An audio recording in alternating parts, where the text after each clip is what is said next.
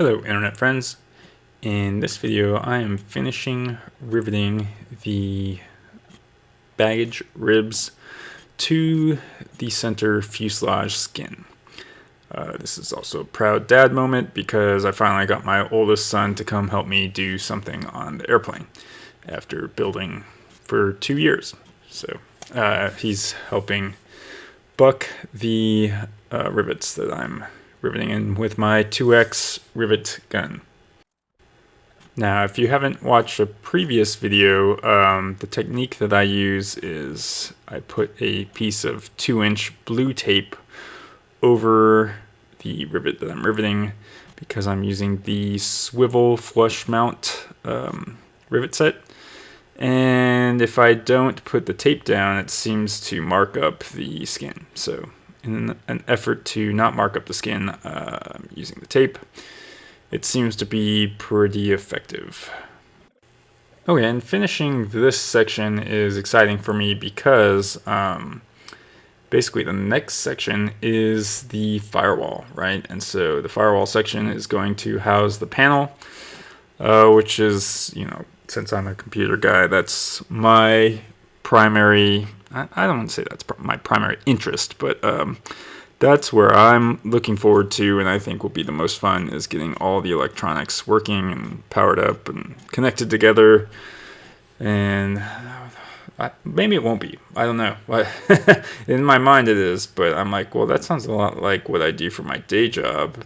But this is an airplane, and my day job is an airplane, so we will see. Oh, okay, and there's one more thing that I had to prep, which is this skin stiffener that goes into it goes across the fuselage area.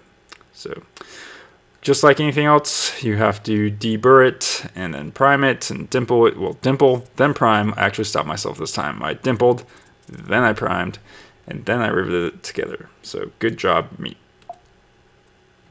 And the thing is that the order is actually starting to matter because we're getting to parts that will be visible when they're riveted on. So most of this fuselage body will be underneath the skin, right? But the channels that are sticking up, those are going to be visible. So I need to start thinking about paint, I think.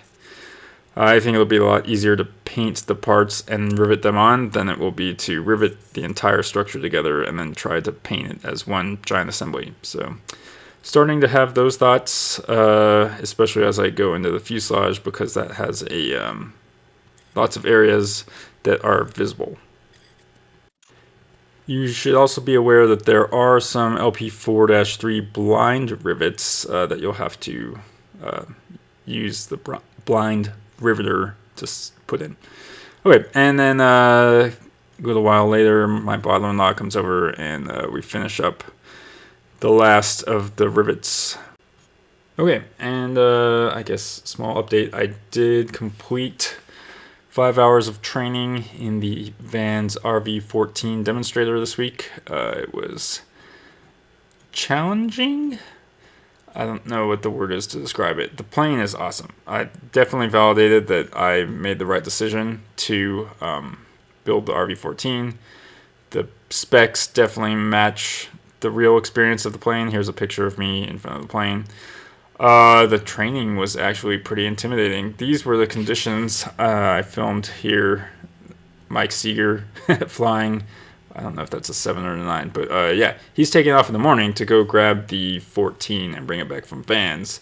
And I actually got to the field early so I could see how he was bringing it back because I was intimidated by the flying conditions. It was definitely VFR, you can see him, but if this was Vegas, I would not go flying on a day like this. And this is Mike bringing the plane back. I didn't get a video, just snapped a photo of the 14 landing. So to anyone that's thinking about using Mike to do the transition training to their RV, I highly recommend it. They have pretty much all the RVs that you can use up there in Portland. Winter might not be the best time to go flying up there. I did get rained out for a whole day, but I did manage to get 2 days worth of flying in, so that's good.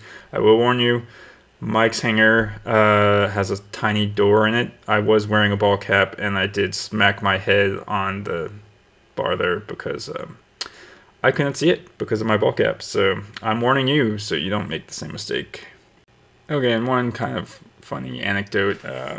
When the weather finally cleared, the airport is actually right next to a cow pasture, and one of the bulls escaped and came over to roam around on the airfield. It got so nice. So anyway, if you want to chat RVs, come join our Slack group. The link is in the description. In the next video, we're headed towards building the firewall. See you then.